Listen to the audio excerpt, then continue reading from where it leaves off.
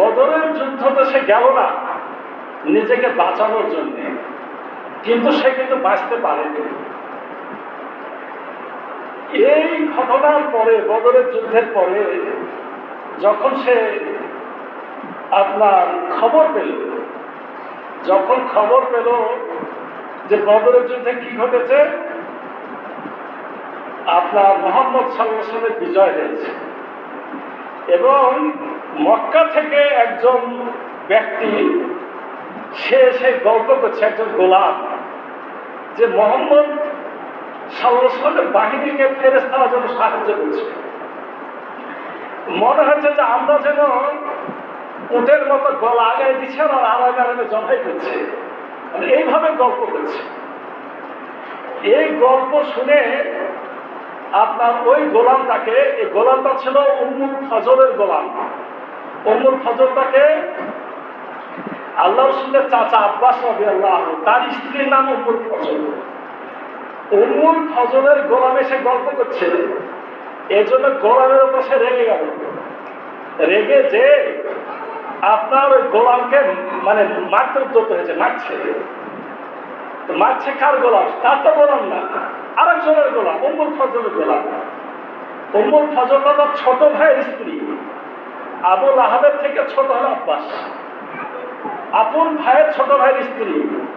বলা হচ্ছে যে তখন এই উম্মুল ফজল আপনার উট বা গরু ছাগলকে যে খুঁটা দিয়ে আমরা পুঁতি, এই একটা খুঁটা তুলে আচ্ছা করে আবু লাহাবকে পিটাইছে। বুঝতে পেরেছেন যে আমার গরমকে তুমি মারছো কেন?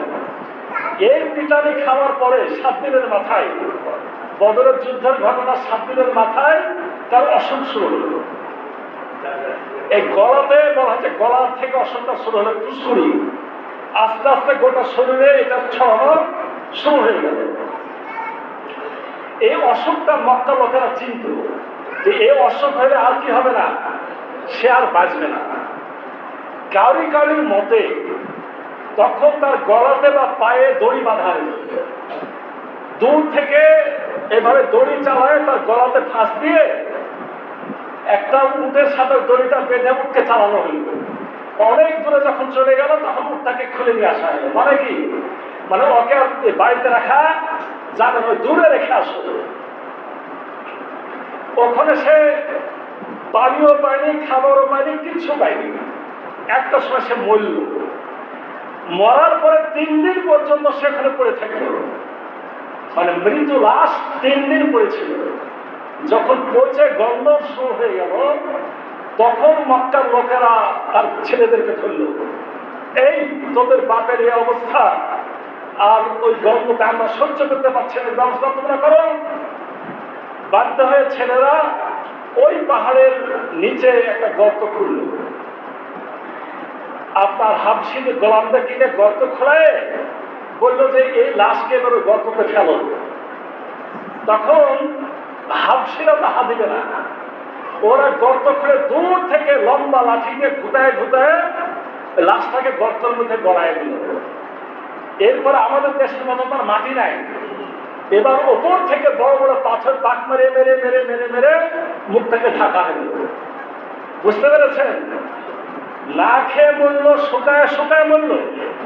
মরার পর 3 দিন পর্যন্ত লাশের কাছে গেল না। তারপরে গর্ত খুঁড়ে লাঠি দিয়ে ঘুটাইয়া তাকে গর্তে ফিরে তাকে দাফন করা হলো।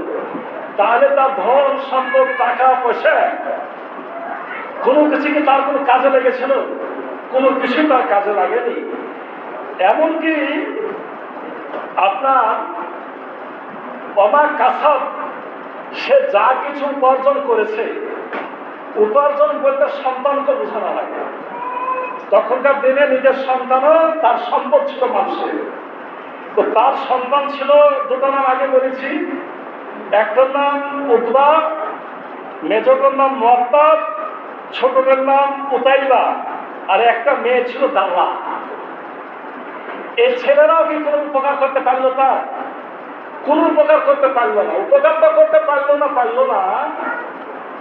আপনার দাল্লা, যে মেয়েটা, একটা মেয়ে ছিল, হিজরত করে মদিনায় যে মুসলমান হয়ে গেছে। আর উতবা এবং মুআত্তাব আর দুই ছেলে, এই দুই ছেলে মক্কা বিজয়ের পরিশ্রম গ্রহণ করেছে। তাহলে যারা যে কারণে আবুল আহাব মোহাম্মদের বিরোধিতা করলো, তিন ছেলেকে অলরেডি সে দলে কি চলে গেল, তাহলে তার তো কাজে আসলোই না, তার পক্ষ কি তারা থাকলো না। আর একটা ছেলে যে উতাইবা, ও যে আল্লাহ রসুলের দিকে থুথু চালিয়েছিল, আল্লাহ রসুল সাল্লাল্লাহু আলাইহি ওয়াসাল্লাম তাকে বদদুয়া করেছিলেন। যখন তাকে বদদুয়া করা হয় যে একটা ঘৃণিত কুকুর, আল্লাহ সৃষ্ট একটা কুকুরদের মধ্যকার একটা কুকুর তোমাকে ধ্বংস করুক, এই দোয়ার পরে আবুল আহাব কিন্তু তার ভিতরে ভয়টা ঢুকে গেছিল।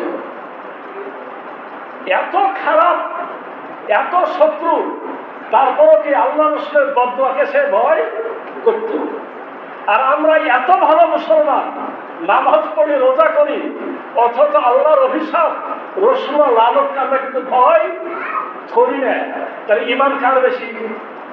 আমরা যে ইমানের কথা বলি, ইমান মানে ভিতরের ব্যাপার, এই বিশ্বাস ওদের ছিল বেশি।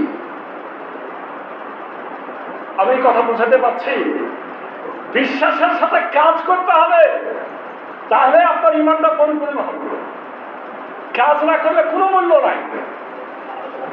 আল্লাহ রসুলের এই বদদুয়াকে সে এত ভয় করেছিল, আল্লাহ রসুলের এই বদদুয়ার পরে আবুল আহাব ওই ছেলেকে নিয়ে, উতাইবাকে নিয়ে সিরিয়া যাচ্ছে ব্যবসা করতে। রাস্তার মধ্যে তাঁবু খাটালে গ্রামের একটা লোক ফাঁকা জায়গায় তাঁবু দিয়েছে। ওই দূরের একটা লোক এসে বললো যে এই জায়গাতে তাঁবু খাটালেন, এখানে রাতে কিছু ভয়ঙ্কর প্রাণী আনাগোনা আছে। যেমন এই কথা বলেছে, সে তো একেবারে পুরাপুরি ভয় পেয়ে গেল যে আজকে আমার ছেলেকে বাঁচাতে আর পারব না। তখন কি করলো? সবাইকে নির্দেশ দিল, তোমাদের সকলের উঠকে গোল করে শোয়াও, আর আমার ছেলেকে মাঝখানে শোয়াও। এরপরে তোমরা সবাই মিলে রাত্রে পাহারায় থাকবে, যেন উতাইবা কেউ কাউরি দ্বারা আক্রান্ত না হয়। আল্লাহ যদি চান, কেউ কি কারি ধ্বংস ঠেকাতে পারে? আল্লাহ চাইলে ধ্বংস ঠেকানো যায় না। উট শুয়েই আছে, মানুষেরা পাহারাতেই আছে, কখন ভয়ঙ্কর পশু ঢুকেছে, হয়তো ওই সময় আল্লাহ সবাইকে ঘুমাই দিয়েছে। মানুষ যদিও আল্লাহর কথা শোনে না, পশু পাখিদের কথা শুনে, হয়তো উটগুলা রাস্তা করিয়েই দিয়েছে। মানে কেউ জানেনি কিভাবে কি ঘটলো। সকালে দেখলো এত কিছুর পরেও উতাইবার মাথা এক জায়গায়, পা এক জায়গায়, কলিজা খাওয়া। তার মানে কি হয়েছে? ওই ভয়ঙ্কর প্রাণী এসে উতাইবাকে শেষ করেছে। এর বাপের মতো কিছুটা বেশি ছিল, থুথু চালিয়েছিল, এজন্য সে এইভাবে শেষ হয়েছে। আর বাকিগুলোকে আল্লাহ কবুল করেছিলেন, পরে তারা তওবা করে কি হয়েছে? ইসলাম গ্রহণ করেছে। তাহলে কি হয়নি বলেন? তার সন্তান সন্ততি বা টাকা পয়সা তার কোনো কাজে আসেনি। শুধু এখানে কি শেষ? অচিরে সে দগ্ধ হবে লেলিহান আগুনে। এখানে বলা হচ্ছে জাতা লাহাব, তার নামও লাহাব। আল্লাহ বলছে জাতা লাহাব মানে আগুনের অগ্নিশিখাতেই সে দগ্ধীভূত হবে। তাকে নাম যেমন কামের সাথে মিলিয়ে আল্লাহ বলছে তাকে আমি সে আগুনে অচিরেই নিক্ষেপ করব।